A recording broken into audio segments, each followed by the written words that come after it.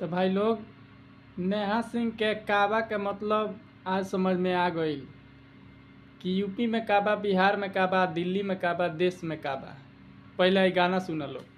और 2014 में बियाह भइले 19 में, गवनवा भइले 19 में, गवनवा भइले हो ललना 6 साल भइले, बियाह के भी कसवना जनमाल हो। वाह वाह वाह वाह। देखो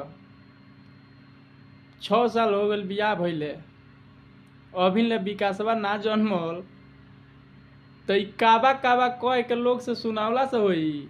जा बढ़िया हॉस्पिटल बाटे दिल्ली में, यूपी में, बिहार में, देश में, बढ़िया से इलाज करावो तब नु विकासवा होई हैं। आ तनी बढ़िया मान लो लोग से काबा काबा करबू तो ना होई, कुछ विकासवा जन्माओ खातिर कुछ औरियो करे पड़ला। कार पर ध्यान दो। तू समझा? हाँ। नहीं, तू समझा नहीं।